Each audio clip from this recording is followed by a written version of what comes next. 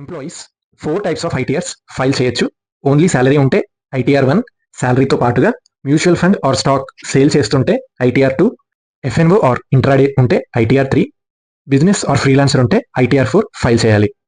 ITR file చేయడానికి కావాల్సిన documents form 16 ఇది కంపెనీ మనకు ప్రొవైడ్ చేస్తుంది. ఫామ్ 26A ఇందులో టీడీఎస్ టీసీఎస్ డీటెయిల్స్ ఉంటాయి. అంటే మనకు ట్యాక్స్ ఎంత కట్ అయింది, దేని మీద కట్ అయింది అనే డీటెయిల్స్ ఉంటాయి. AIS annual information statement, financial transactions significant అయితే ఆ డీటెయిల్స్ అన్ని ఇందులో వస్తాయి. ఫర్ ఎగ్జాంపుల్ సాలరీ డీటెయిల్స్, ఏదైనా ప్రాపర్టీ సేల్ ఆర్ పర్చేస్ చేస్తే ఆ డీటెయిల్స్, మ్యూచువల్ ఫండ్స్ కానీ స్టాక్ కానీ అవి సేల్ పర్చేసెస్ ఆ డీటెయిల్స్ ఇవన్నీ ఇందులో ఉంటాయి. బ్యాంక్ స్టేట్మెంట్, అదర్స్ లో మీరు ఏదైనా వేరే బిజినెస్ కానీ లేకపోతే ఇంట్రాడే ఎఫ్ఎన్ఓ అందులో ఉంటే ఆ డీటెయిల్స్. ఈ డాక్యుమెంట్స్ తో ఐటీఆర్ అనేది ఫైల్ చేయొచ్చు. ఇండివిజువల్ కి 2 టైప్స్ ఆఫ్ ట్యాక్స్ రిలీఫ్స్ ఉన్నాయి, అలవెన్స్, డిడక్షన్. అలవెన్స్ అనేది పార్ట్ ఆఫ్ సాలరీ.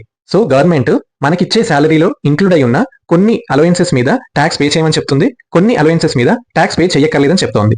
సెకండ్ది డిడక్షన్స్. మన సాలరీ లేదా ఇన్కమ్ ని ఎక్కడైనా ఇన్వెస్ట్ చేశాము, మెడికల్ ఖర్చులకు వాడాము, ఇల్లు కొన్నాము, వెహికల్ కొన్నాము, డొనేట్ చేశాము, ఎడ్యుకేషన్ పర్పస్ కి వాడాము, అలాంటి సందర్భాల్లో కూడా డిడక్షన్స్ రూపంలో గవర్నమెంట్ ట్యాక్స్ రిలీఫ్ అనేది ఇస్తోంది. Allowances, fully taxable allowances, DA. Inflation basis లో డిఏ క్యాలిక్యులేట్ అవుతుంది. సిసిఏ, సిటీని బట్టి ఖర్చు ఉంటుంది కాబట్టి ఆ బేసిస్ లో సిసిఏ ఉంటుంది. Over time allowance, tiffin meal allowance, servant allowance, family or personal purpose కి సర్వెంట్ అలవెన్స్ ఉంటుంది. ఫ్యామిలీ ఎక్స్పెండిచర్ కోసం family allowance, medical allowance, special allowance, ఇంకా ఏదైనా ఎట్సెట్రా అలవెన్స్ ఉంటే అవన్నీ స్పెషల్ అలవెన్స్ కిందకి వస్తాయి. Fully exempt allowances, travelling allowance, out station వెళ్ళినప్పుడు ఆఫీషియల్ పర్పస్ మీద దానికి అయ్యే travelling tickets, accommodation etcetera.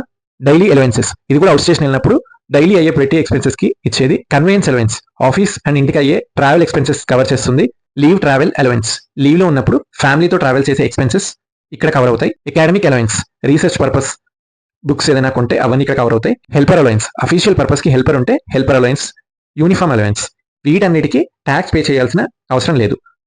Partly exempt allowance, children's education కి 100 రూపీస్ పర్ మంత్ చొప్పున 2 చిల్డ్రన్స్ వరకు ఎగ్జామ్ట్ ఉంటుంది. హాస్టల్ ఎక్స్పెండిచర్ కి 300 రూపీస్ పర్ మంత్ చొప్పున 2 చిల్డ్రన్స్ వరకు ఎగ్జామ్ట్ ఉంటుంది. ట్రాన్స్పోర్ట్ అలవెన్స్, ఇది పర్టికులర్ గా ఆఫీస్ నుంచి ఇంటికి ట్రాన్స్పోర్ట్ కి అయ్యే ఎక్స్పెన్సెస్ 1600 పర్ మంత్ క్లైమ్ చేసుకోవచ్చు. అండర్ గ్రౌండ్ అలవెన్స్, ఇది మైన్స్ లో వర్క్ చేసే వాళ్ళు 800 పర్ మంత్ చొప్పున క్లైమ్ చేసుకోవచ్చు. ఎంటర్టైన్మెంట్ అలవెన్స్, ఇది గవర్నమెంట్ ఎంప్లాయీస్ కి మాక్సిమం 5000 వరకు బెనిఫిట్ ఉంటుంది. హౌస్ రెంట్ అలవెన్స్, ఇది ఎండ్ లో డిస్కస్ చేద్దాం. డిడక్షన్స్,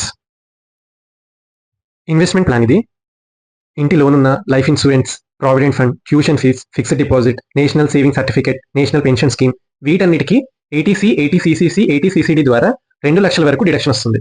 నెక్స్ట్ ఇది మెడికల్ ప్లాన్. హెల్త్ ఇన్సూరెన్స్ తీసుకున్నప్పుడు, హెల్త్ చెకప్ చేయించుకున్నప్పుడు మెడికల్ ఎక్స్పెండిచర్ కి ఏటీడీ కింద ₹1,00,000 దాకా డిడక్షన్ వస్తుంది. ఇక్కడ మనకి స్పౌస్ కి, డిపెండెంట్ చిల్డ్రన్ కి 25,000 రూపీస్, పేరెంట్స్ కి 25,000 రూపీస్ డిడక్షన్ ఉంటుంది. సెల్ఫ్ స్పౌస్ డిపెండెంట్ చిల్డ్రన్ లో కానీ పేరెంట్స్ లో కానీ సీనియర్ సిటిజన్స్ ఉంటే ఆ 25,000 ఇంక్రీజ్ అయ్యి 50,000 వరకు డిడక్షన్ ఉంటుంది. ఇంకో బెనిఫిట్ ఏంటంటే పేరెంట్స్ సీనియర్ సిటిజన్స్ అయ్యి ఉండి ఇన్సూరెన్స్ లేకపోతే వాళ్ళకి అయ్యే మెడికల్ ఎక్స్పెండిచర్ కింద కూడా 50,000 రూపీస్ డిడక్షన్ వస్తుంది. నెక్స్ట్, మన మీద ఆధారపడ్డ ఫ్యామిలీ మెంబర్స్కి అయ్యే మెడికల్ ఖర్చుకి 40,000 వరకు డిడక్షన్ ఉంటుంది. ఆ ఫ్యామిలీ మెంబర్ సీనియర్ సిటిజన్ అయితే ₹1,00,000 వరకు డిడక్షన్ ఉంటుంది. అయితే ఆ మెడికల్ ట్రీట్మెంట్ స్పెసిఫైడ్ డిసీజెస్ లో కవర్ అయ్యి ఉండాలి. నెక్స్ట్, మన ఫ్యామిలీ మెంబర్స్ కి ఎడ్యుకేషన్ లోన్ తీసుకుంటే ఆ లోన్ ఇంట్రెస్ట్ మీద కూడా 8 years వరకు డిడక్షన్ ఉంటుంది. ఆ ఎడ్యుకేషన్ ఇండియా లేకపోతే అబ్రాడ్ లో ఉండొచ్చు. ఫ్యామిలీ మెంబర్స్ కాకుండా ఎనీ స్టూడెంట్ కి లీగల్ గార్డియన్ గా ఉన్నా కూడా ఈ డిడక్షన్ వర్తిస్తుంది. నెక్స్ట్, ఇది ఇంటి లోన్ కి సంబంధించింది. మనం తీసుకునే ఇంటి లోన్ మీద ఇంట్రెస్ట్ పే చేస్తాం కదా, ఆ ఇంట్రెస్ట్ ని 50,000 వరకు డిడక్షన్ గా చూపించుకోవచ్చు. అయితే మనం లోన్ తీసుకునే టైంకి మనకి ఎక్కడ ఇల్లు ఉండకూడదు. ఆ లోన్ అనేది 16-17 మధ్యలోనే తీసుకుని ఉండాలి. ఆ ఇంటి వాల్యూ 50 lakhs లోపు ఉండాలి. ఆ లోన్ వాల్యూ 30 lakhs లోపు ఉంటేనే ఈ సెక్షన్ మనకు వర్తిస్తుంది. నెక్స్ట్, ఇది కూడా ఇంటి లోన్ కి సంబంధించింది. ఇక్కడ ఇంట్రెస్ట్ డిడక్షన్ 1,50,000 వరకు వస్తుంది. ఇక్కడ ఉన్న కండిషన్స్ ఏంటంటే ఆ లోన్ తీసుకునే టైంకి ఎక్కడ ఇల్లు ఉండకూడదు. ఆ లోన్ 2019-2022 మధ్యలో తీసుకుని ఉండాలి. ఆ ప్రాపర్టీ వాల్యూ 45 lakhs లోపు ఉండాలి. అప్పుడే ఈ సెక్షన్ వర్తిస్తుంది. నెక్స్ట్, మనం ఎలక్ట్రిక్ వెహికల్ ని లోన్ లో తీసుకుంటే 1,50,000 వరకు ఇంట్రెస్ట్ రూపంలో డిడక్షన్ వస్తుంది. అయితే ఆ లోన్ అనేది 2019-2023 మధ్యలో తీసుకుని ఉంటేనే ఈ సెక్షన్ మనకు వర్తిస్తుంది. నెక్స్ట్, మీరు చేసే డొనేషన్ మీద కూడా 80G కింద డిడక్షన్ వస్తుంది. అయితే ఆ రిసీట్ అనేది మీ దగ్గర తప్పనిసరిగా ఉండాలి. అప్పుడే ఈ డిడక్షన్ అనేది వస్తుంది. నెక్స్ట్, ఇక్కడున్న 3 డొనేషన్ కి సంబంధించినవి. మీరు రికగ్నైజ్డ్ ఇన్స్టిట్యూషన్ కి, కాలేజ్ కి, యూనివర్సిటీకి డొనేట్ చేస్తే 80GGA కింద డిడక్షన్ వస్తుంది. అదే పొలిటికల్ పార్టీకి డొనేట్ చేస్తే, మీరు కంపెనీ అయితే 80GGP కింద డిడక్షన్ వస్తుంది. మీరు ఇండివిజువల్ అయితే 80GGC కింద డిడక్షన్ వస్తుంది. అయితే మీరు చేసే డొనేషన్ క్యాష్ రూపంలో ఉంటే 2,000 రూపీస్ వరకే డిడక్షన్ బెనిఫిట్ వస్తుంది. నెక్స్ట్, ఈ రెండు ఇంట్రెస్ట్ ఇన్కమ్ కి సంబంధించిన బెనిఫిట్స్. మీకు బ్యాంక్ లో, పోస్ట్ ఆఫీస్ లో లేదా కోఆపరేటివ్ సొసైటీలో సేవింగ్స్ అకౌంట్ ఉండి ఇంట్రెస్ట్ వస్తూ ఉంటే ఆ ఇంట్రెస్ట్ 10,000 వరకు ఉంటే 80 TTA కింద డిడక్షన్ వస్తుంది. అదే మీ ఏజ్ మోర్ దాన్ 60 years ఉంటే 80 TTB కింద 50,000 వరకు డిడక్షన్ వస్తుంది. 80 TTBలో ఇంట్రెస్ట్ ఇన్కమే కాకుండా fixed deposit, recurring deposit, other deposits మీద వచ్చే ఇంట్రెస్ట్ కూడా కలిపి 50,000 వరకు డిడక్షన్ ఉంటుంది. 80GG ఇది లాస్ట్ లో డిస్కస్ చేద్దాం. నెక్స్ట్, ట్యాక్స్ పేయర్ కి డిజేబిలిటీ ఉంటే 75,000 వరకు డిడక్షన్ ఉంటుంది. సివియర్ డిజేబిలిటీ అయితే 1,25,000 వరకు డిడక్షన్ ఉంటుంది. ఇది ఫ్లాట్ డిడక్షన్, ఎక్స్పెండిచర్ తో సంబంధం లేకుండా ఈ డిడక్షన్స్ అనేవి ఉంటాయి. 80DD ఇక్కడ సేమ్ పైన దానిలాగే డిడక్షన్స్ ఉంటాయి, కానీ మన ఫ్యామిలీ పర్సన్ డిజేబిలిటీతో ఉంటే ఈ డిడక్షన్స్ అనేవి వర్తిస్తాయి. ఇది ఫ్లాట్ డిడక్షన్ కాదు. ఎంత ఎక్స్పెండిచర్ అయితే ఆ బేసిస్ లో బెనిఫిట్ ఉంటుంది. హౌస్ రెంట్ మీద 2 types ఆఫ్ ట్యాక్స్ బెనిఫిట్స్ ఉన్నాయి. House rent allowance, 80GG deduction.